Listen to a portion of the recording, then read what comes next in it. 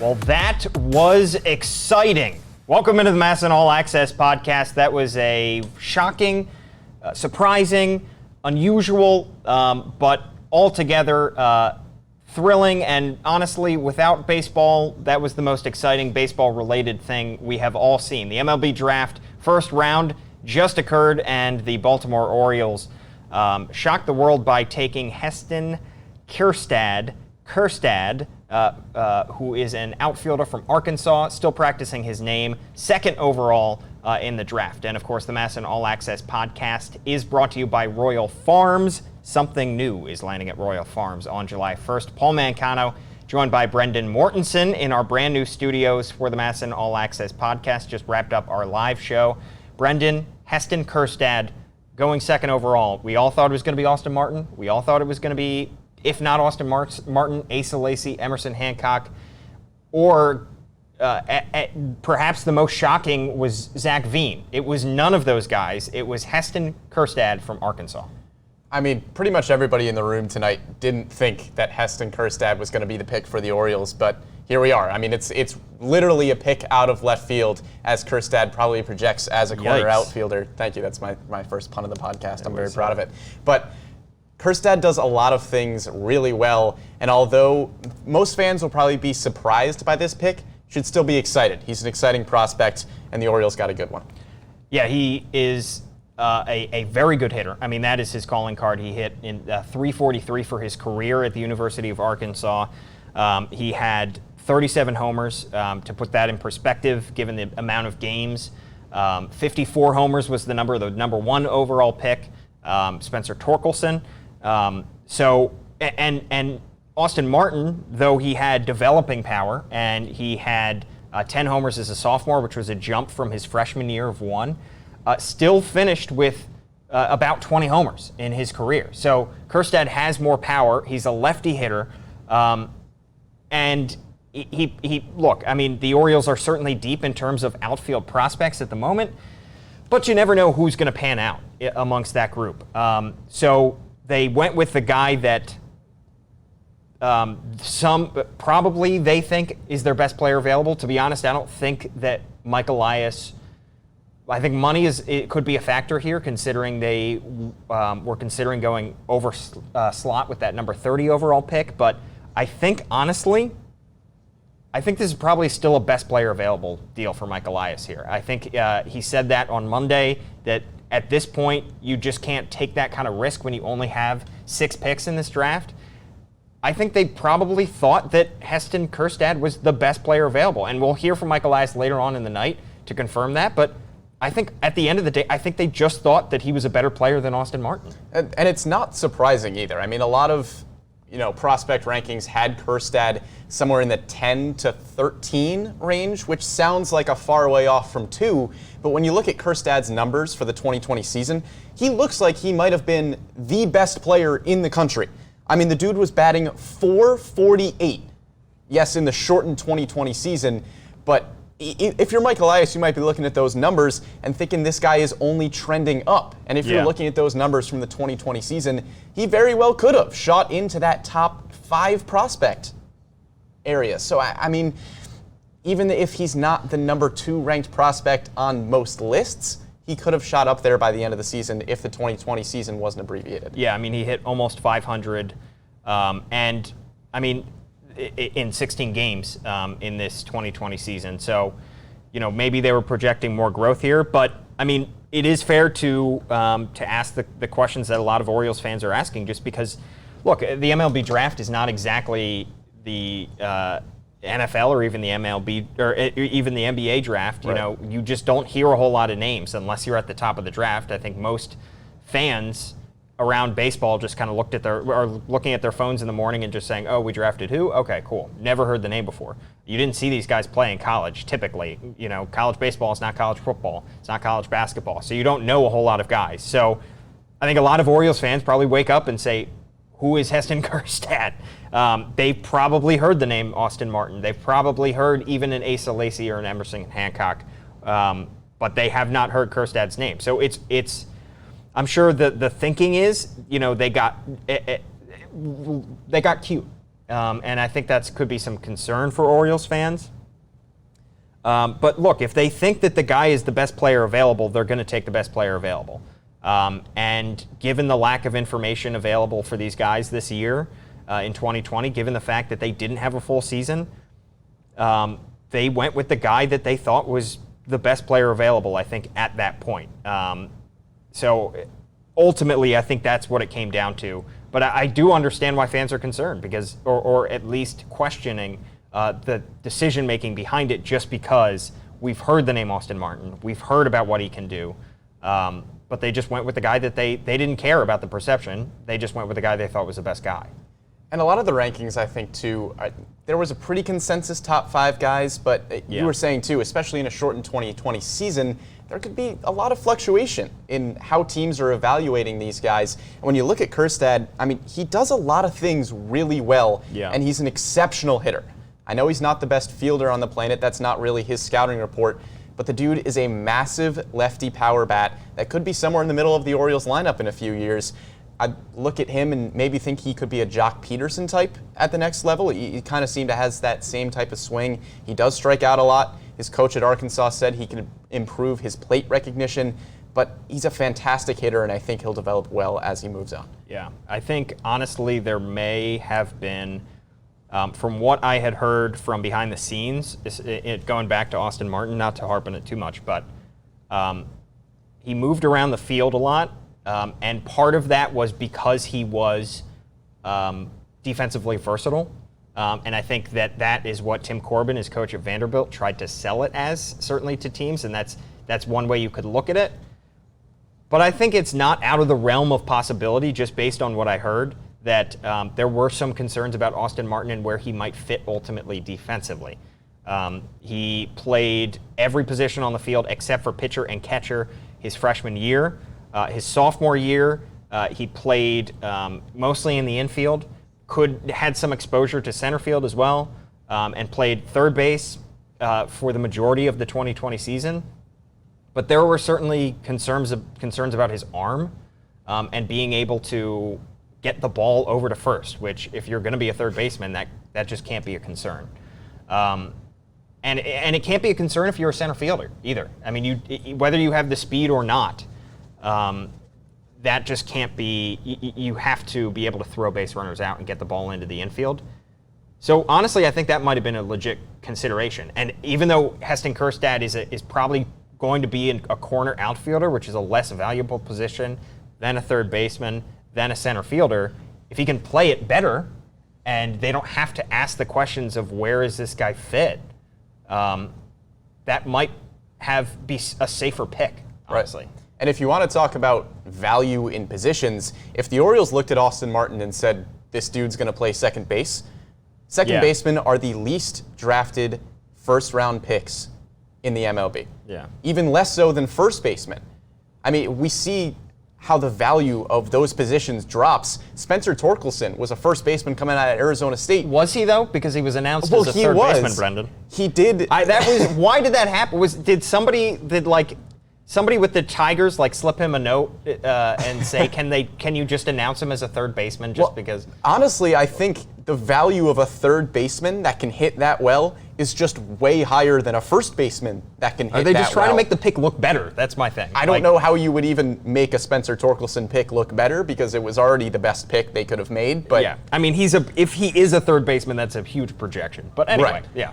But if Austin Martin is truly a second baseman, then his value dips a lot. And we were talking about, possibly his value in center field and third base, and if there's concerns about his arm, like you were saying, if he can't play those two positions, he all of a sudden becomes way less valuable. And you're looking at a guy like Kjerstad, who has a comparable bat. I mean, you look at the batting average, Kjerstad has better power numbers.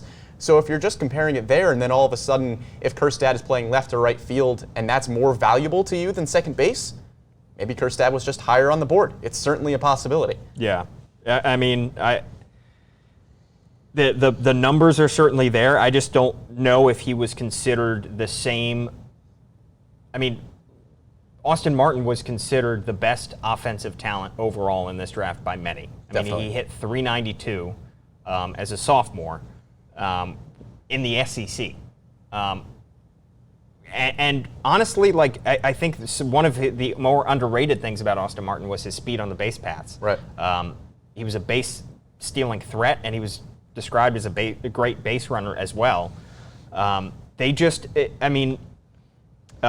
talked to Mike Elias in the past, and he's talked about, it's not necessarily about having the 5 tools. It's about having 1 or 2 tools that can get you over the top. I feel like the common thread in terms of baseball wisdom and scouting wisdom has shifted in that way.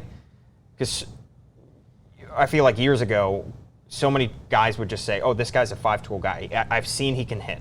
I've seen he can hit for power in flashes. I've seen he can run. I've seen he can throw in the outfield. But can he put them all together? And if one tool is not superb, he might not be able to put them all together. He might just be an average player, which is the reasoning behind Spencer Torkelson being taken number 1, is because his hitting was so good, it did not matter how he was in the other 5 tools, in the other 4 tools. His power was that much off the board. So maybe they think that the power, like there was no one skill for Austin Martin that stuck out. I'm just speculating on what they were thinking. Maybe they thought that the hitting for contact was not a projectable skill, or it wasn't as valuable as Heston Kjerstad's power might have been.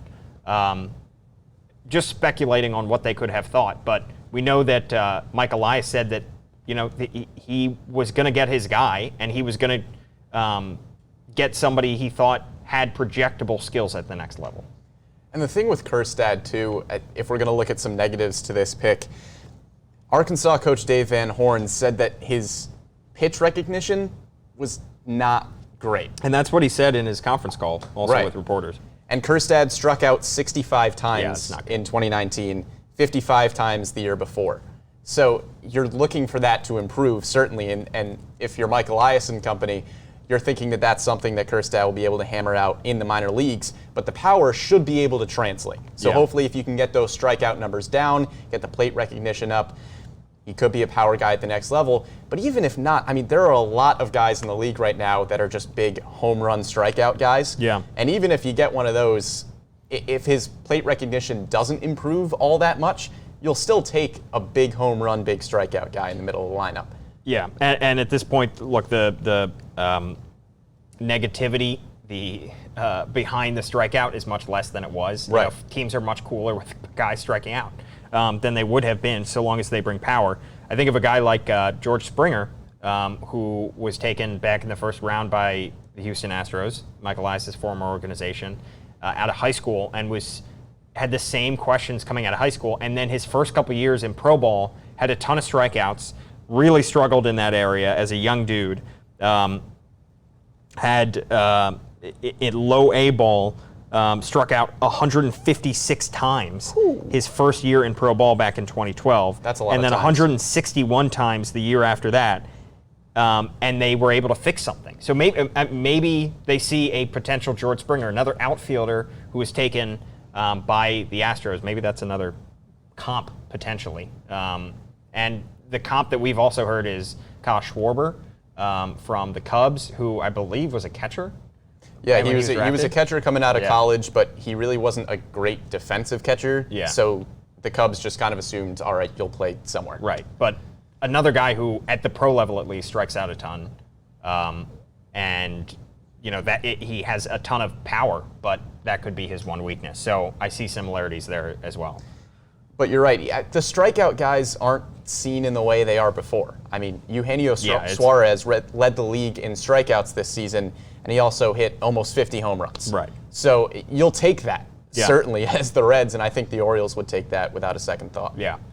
So the Orioles also we should talk about their other pick, number 30 overall, because I think a lot of people were expecting them to go over slot and potentially take a pitcher. We were thinking about Jared Kelly, the high school pitcher who was maybe the best high school pitcher in the draft. Instead, they go with an infielder. So instead of taking the infielder with their first round pick, with their competitive balance round pick, they go with Jordan Westberg, shortstop from Mississippi State. He's 6'3", right-handed hitter, had not been drafted coming out of high school, but solid hitting tools, one of those guys that is more of a 5-tool guy. He's solid all around, has a great arm, but not particularly outstanding in any one skill. But maybe they're seeing, okay, we just got a discount Austin Martin or Nick Gonzalez with our pick at number 30. So we got the guy we wanted at number 2, and we got a guy that we think might have comparable skills at number 30. Right, and his double playmate, Justin Foscue, went 14th overall in the Rangers, and a lot of scouts were thinking that Westberg might actually have a higher ceiling than Foscue, so it's kind of surprising that Foscue went that early and Westberg falls to 30. But it's an interesting pick as well, considering the Orioles took Gunnar Henderson last year in the second round. Yeah. Second straight draft where the second pick is a shortstop. So the Orioles loading up on the middle infield. Yeah, they love to go up the middle. That's what we learned last year with their picks. Kyle Stowers is center fielder. They took pretty early on. It's a position that they think if maybe a guy can't stick there for a long term, if Jordan Westberg maybe isn't a long-term shortstop because it's so hard to be a shortstop at the next level, maybe he can transition to third base, second base. They take the guys with those skills in the hope that, even if they don't work out at that particular position, they'll be fine defensively at those other positions. So you see that in a Jordan Westberg. I mean, Westberg was just very, kind of like Foscue, just a very solid player. Hit almost 300, not a whole lot of power in 2019 with Mississippi State. Was off to a great start in 2020 with 317 average. Might be able to add some more strength as he goes. Had a very productive summer in the Cape Cod League. So just another up-the-middle guy. And, of course, you hope that a Gunnar Henderson works out, but, you take as many of these guys as possible and hope that just one of them pans out. Right. And I think the common theme here with Kjerstad and Westberg is that, to put it as simply as possible, they've both shown that they're consistently good baseball players. As simple as that sounds, they've both had multiple seasons of consistently good baseball.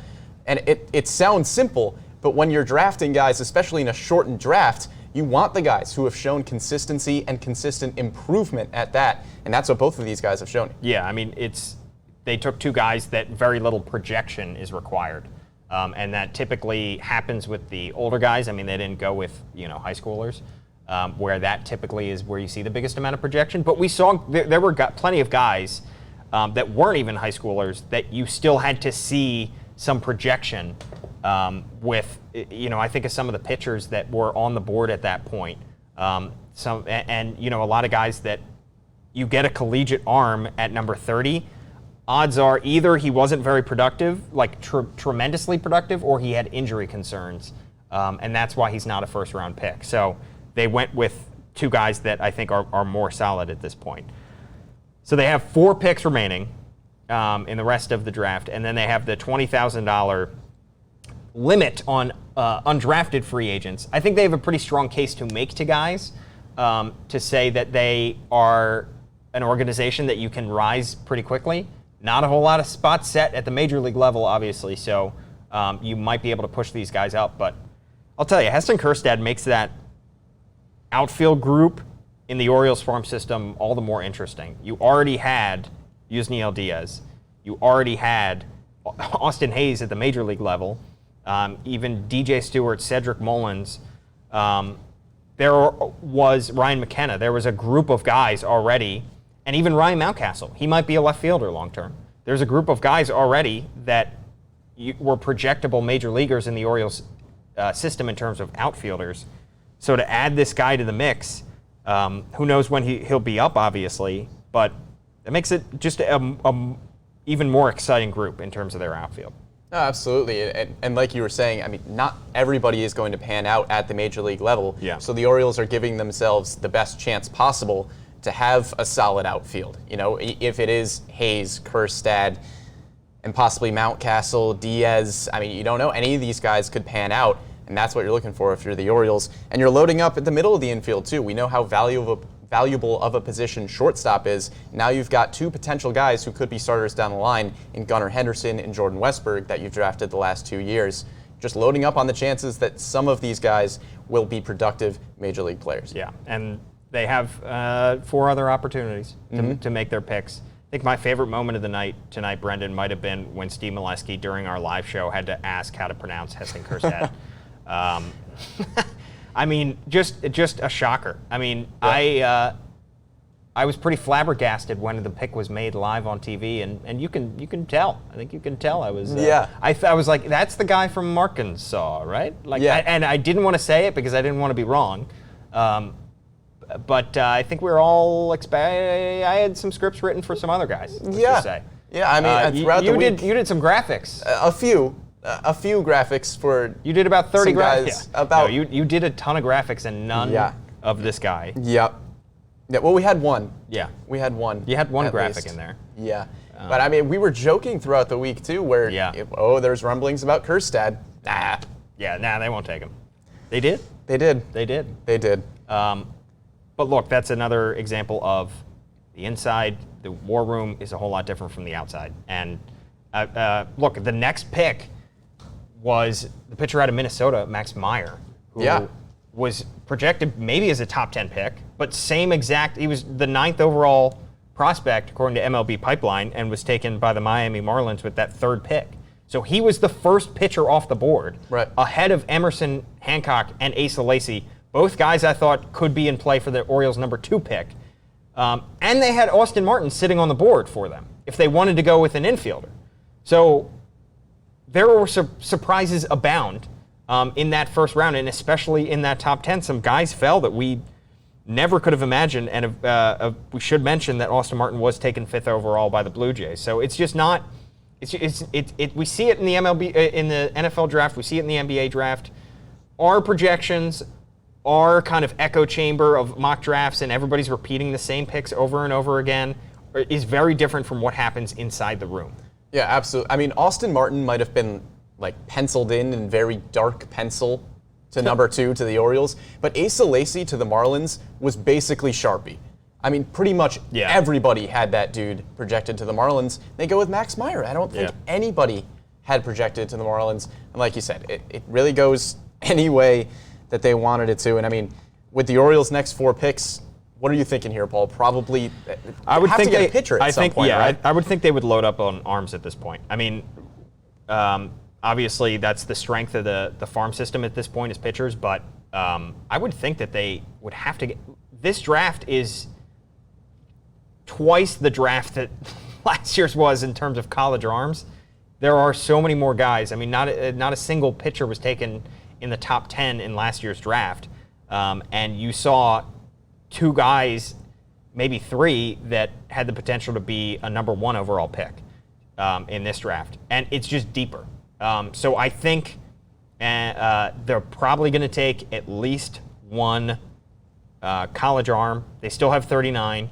That would be my guess is where they go. And honestly, maybe because it was deeper in terms of pitchers, that's added to why they didn't go with a pitcher at number 2 or 30 is because we'll get the guy that we want now, and then we'll worry about the pitchers later. Well, so there's still, I could see them going pitcher for the last 4 picks. And there's still a lot of good pitchers available as we wrap up the end of the first competitive balance round. Jared Kelly, the high school pitcher who a lot of people said the Orioles might be targeting at 30 as an overslot guy, is still available.